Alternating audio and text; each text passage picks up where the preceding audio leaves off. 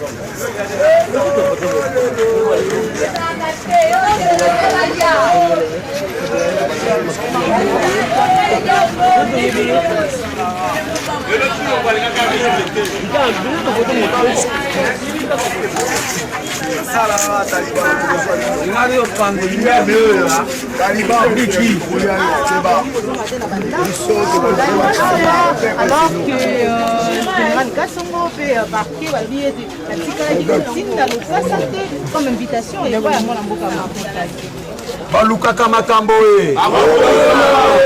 Balukaka makambo e. Te balinde balambusa nyawe elala. Babosa ni adresse. Ah babosa ni adresse. Babosa ni adresse parce que balinde batumbo la peuple. Déjà si batumbo le peuple. Batumbo le milote. Comme batumbo le peuple. Et attends au peuple maintenant sengi aloba. Oui. Peuple avanda ki nien. Bameka ki basenga ki que la muke senga ki bimisa population na balabala tant ba ibaki bokonzi ya peuple wana. Mais le président Eli alingi mboko yo tala tozana leader moko te na kata mboko aleki fayi. C'est un homme d'esprit. C'est un grand leader.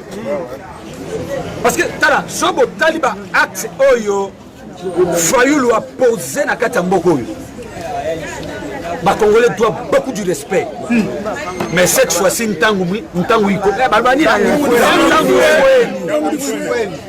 combat tout le peuple.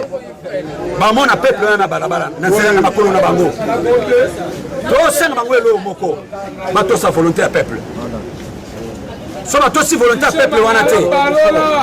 Bamon a peuple na makolo na bango. Bisika jusqu'à kozala. Bamoni biso comme si que tozali basi. Mais tu as basi te. Peuple za c'est la tango. Mais tango ngo ekoki. Mais biso to ko senga bango. Baya kotika invitation. Tu as na posa invitation wana. Nous en avons besoin. Wana ba ko comprendre qui est Fayulu. Wana ba ko comprendre le 62%. Il y a peuple congolais qui a été Kassa. C'était qui? On va payer sa confiance à diriger Mboka. Mais Banda, besoin de pouvoir à ma casse. Qu'est-ce qu'ils sont en train de faire? Regardez l'insécurité à l'est de la République démocratique du Congo.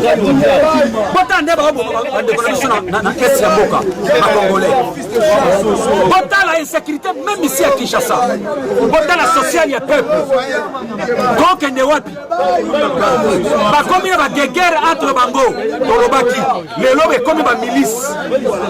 Mais awa, tu as dit que il y a pas de pouce.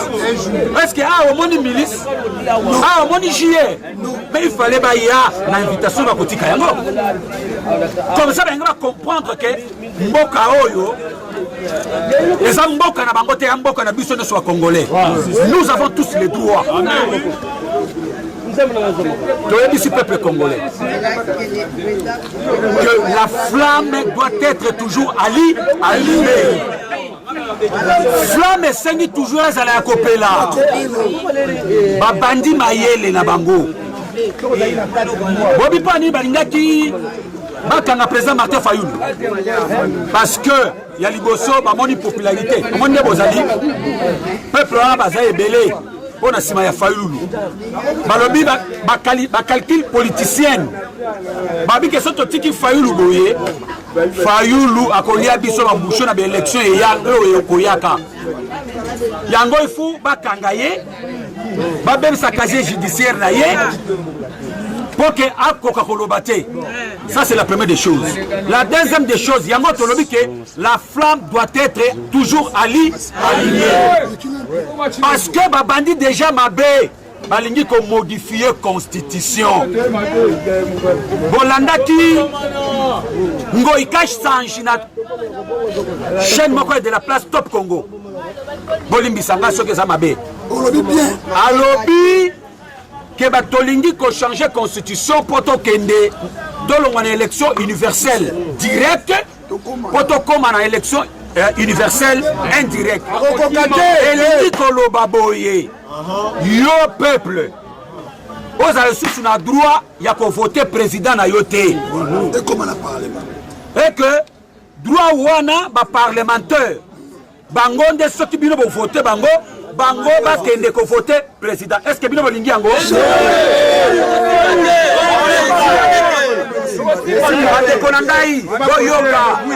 La flamme doit être toujours allumée. Fayulu ali Kongomani. Ayali na bonsomi na ye ya koloba oyo azokanisa. Nayoki te babengisi pa bazuzi. Yo kele makambo. Ngai te. Bolongo la kombo mokebai na makambo wana. Ngai te. Otika ni ngai kimia na wi makambo na ngai na demokrasia. Nake koyoka na moto te, nake kofunda Fayulu esika te. Fayulu wi makambo na ye lokola Kongomani nyonso. Toko lela tongo te pokwa sona te meki Fayulu pwani. Pona bite nzela okende kopesa mboka moto. Nzela pe ya kokanga Fayulu kopesa pe mboka moto. Félix tika yango. Tasengi na Félix tika yango. Toi na posa ya kimia. Félix soko ezali euti pa na yo tika yango. Bino bazuze boya kopesa biso moto te. Ngai yanga na te na linga babaka embadi. Embadi. Boboino makamo. Ngai yanga na te. Nga makamo na baki soko bina songela ngo lelo na kozongela ya. Te bato basiba yokaki na kozongela sute. Na lobaki yango. Et la démocratie, ce que j'ai dit, je l'assume. baya koloba nga te ye moto akoyoka na songolo mpo babengisa Fayulu mpo bazuze ngai te. Ce que j'ai dit devant l'histoire, je l'assume. Ok ngai oh na bandi oloba banda moko ya mibale te lelo, je l'assume. Je suis citoyen congolais. Avant d'être député, j'ai le droit à mes opinions. Je n'ai fait que donner mes opinions. Je l'assume. Oh, nyonso na lobaki. Nako wanga na mon côté. Kasi ya te bobengisa Fayulu papa zuze ngai te. Wana obendi nzoto. Na bendi nzoto te. Na likuna te babenda kasola na kati ya likambo. Ngazaki na kati pona benda nzoto. Ngai te. Na yebisi ba kongomani. Kaka ndenge na momo kaki na yebisaki ba Fayulu. Likambo yo kosoloba na CPI nango te. Ndenge na yebisi ba pe ba kongomani. Makambo yo koyela Fayulu etali mokeba yi te. Abonnez-vous gratuitement Sur votre chaîne YouTube. congodialogue.com. Abonnez-vous gratuitement Sur votre chaîne YouTube. congodialogue.com.